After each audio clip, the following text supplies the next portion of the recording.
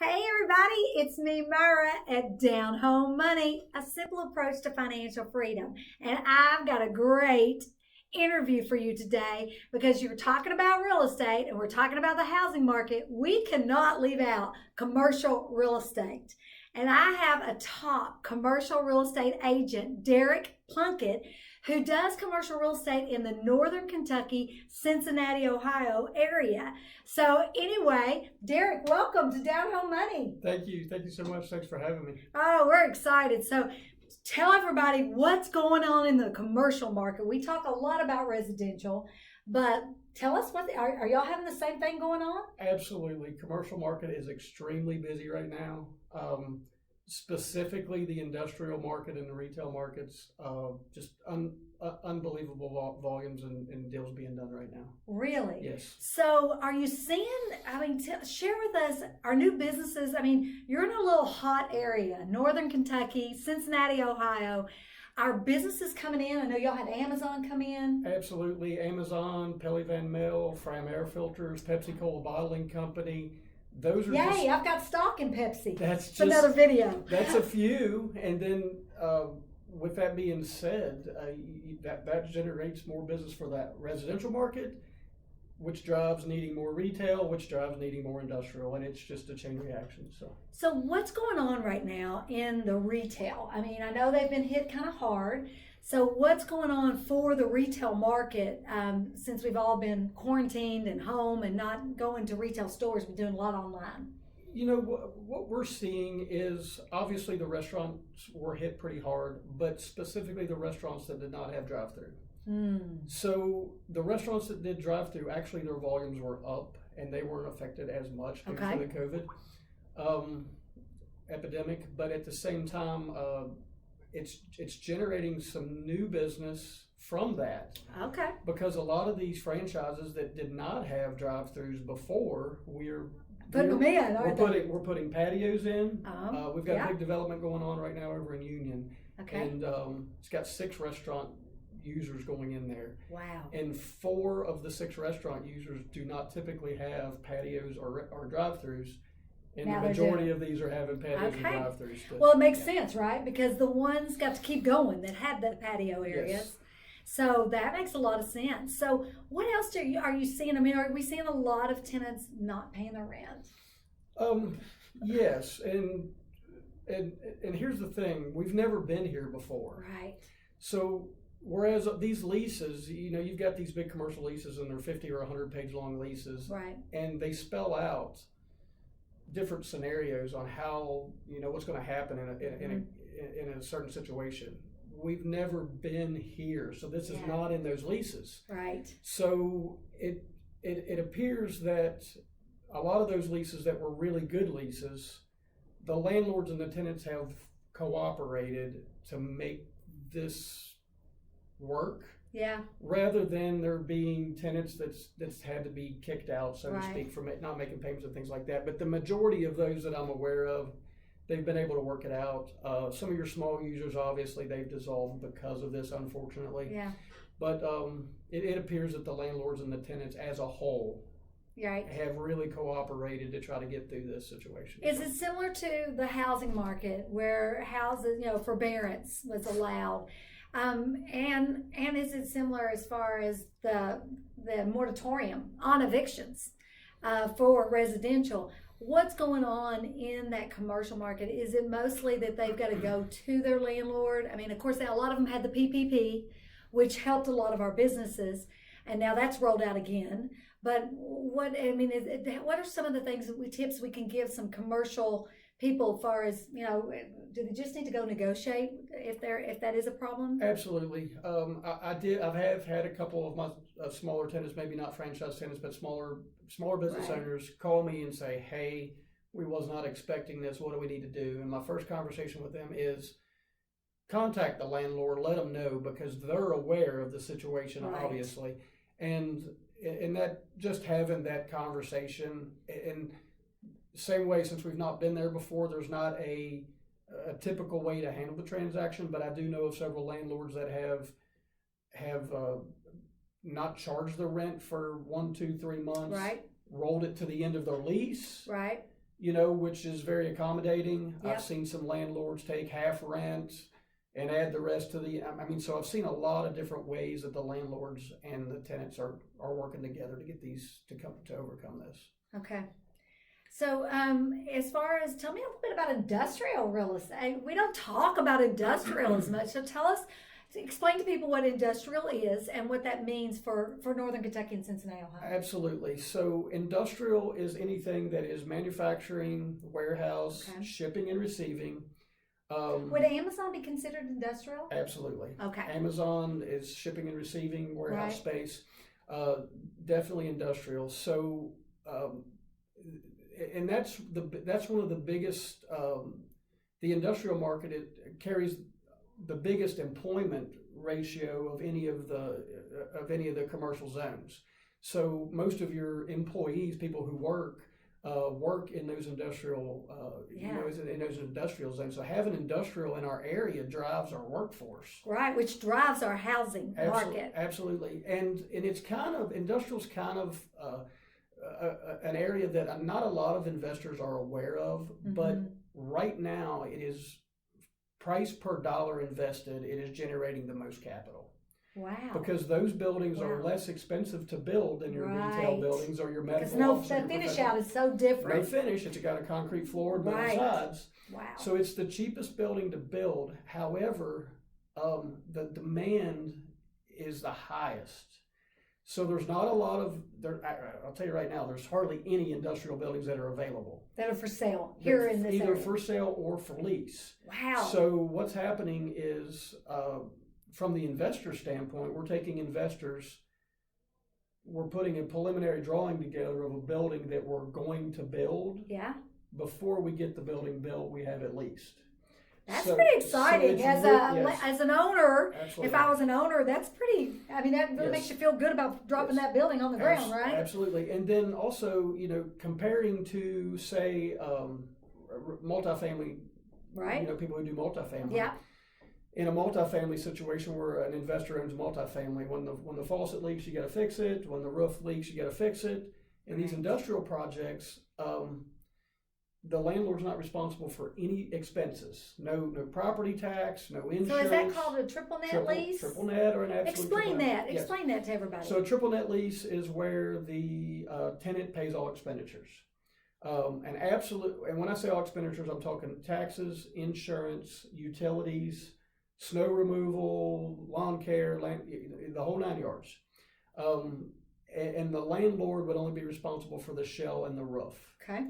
And then one above that would be an absolute triple net, and that's where the tenant is responsible for everything, including the shell and the roof of the building. So obviously when we do these build-to-suits, the landlord's goal is not to have any responsibility for those. And what we do is we build those under triple nets or absolute triple nets, and the landlord basically collects his revenue, and then there's no outgoing expenditures. Wow. So I just want to tell y'all, Derek sold me my building. We are in the building today, and I'm going to give you a little video of the building. It's pretty phenomenal. Derek sold this building to me, and I have a triple net lease, and this is my first commercial. So he helped me purchase my first commercial building, and I've got to be honest, compared to residential real estate, this is the bomb, brother. I love the triple net lease. I love the fact that I don't get toilet calls or calls in the middle of the night, the roof's leaking or whatever. What I love about commercial real estate is the fact that the tenant has the wherewithal to take care of everything. And I just collect my rent, and that is total net rent, right? Instead of gross rent. Absolutely. And so I love that. So thank you for helping me. And we want to let everybody know how to get a hold of you, Derek. If they're looking for commercial real estate in Northern Kentucky or the Cincinnati area, how's the best way to get a hold of you? My phone number 859-620-5830. Email dp.kwcommercial@gmail.com. Perfect. Because I just think it's so important, when you're doing real estate, especially, he helped me tremendously. And remember, guys, I've been in real estate for 30 years. But he helped me because you need a professional when that's not the gig you do. I did residential. Commercial was not my gig. And that's why it's so important that you get a professional to help you based on what you're looking for. And I just told him a minute ago, what else you got for me? Because I'm ready to buy some more commercial. In the market, it's interesting how the commercial market is running parallel with the residential market. Absolutely, yes. And what a crazy market we're in. I mean, who would have thought that we would have high unemployment, but yet the prices on housing and commercial real estate is through the roof. And now, gas is going up. I mean, we're seeing inflation on that side. And then when high unemployment, that means a recession. I mean, this is craziness. That's right. It's kind of crazy what's going on. So Absolutely. any other tips or strategies you want to give anybody out there that's looking for commercial real estate? Tips, I get calls occasionally, investors, and they've got in their mind that they want to do professional office space. Yeah. And not the place for right now. Right. And it's just because, first of all, in Northern Kentucky, and I'm talking about this market center. Yes, this market this area. Yes, Yeah. because specifically different places around the world are Everybody's different. Y'all know that. We talk Exactly. about that. Yes. Real estate is local. But just right here, northern Cincinnati to Lexington area, there's a tremendous amount of office space that's available, which drives the cost down. Right. And that's why we're kind of talking more along the retail and industrial Yes. because the prices are being driven up. Yeah. So and explain why they're down. Well, there's a lot of empty office space. There was before the epidemic to start with. Okay. So everybody I've talked to some people, and it's not been driven by the COVID market. Okay. There was already a tremendous amount of extra office space. Okay. Then when the epidemic hits, everybody shuts their offices down, going out of business. One or two, realizing we don't need 10,000 square foot of office space. Right. We can stay at home and work on our computers, which is what Makes kind of sense. showed everybody what Totally was going on. makes sense. So with that being said, now there's even more empty office space, and the prices are low rather than high like they Which used to be. honestly, that's really when you want to buy, right? I Yes, mean, seriously, if you want to absolutely. buy, if you're okay with delayed gratification, Yes. you buy when it's low. I mean, I bought a Yeah. lot of rental property Yes. in 8 and 9 and 10, and some of them sit for a little while before I could get them rented. Yes. But I'm smiling today because they're worth Yes. 2 to 3 times what I paid for them back then. Yes, and there are some that are capitalizing on that right now because the big office space, they're buying the big office space, and then they are, when they buy that big office space, they're subdividing it down into smaller units because there's a lot more people that can use 3 offices or 4 offices as Right. compared to somebody that needs 10,000 square foot Yeah. office space. So there are some out there that are kind of hitting that a little bit. Okay. So, So I can't let you go without you explaining cap rate and just saying to people, oh my. what is the cap rate? What is a good Yes. cap rate? Okay, and that's the capitalization rate. Yes, cap rate, and I get asked this question frequently. I know. And here's the thing.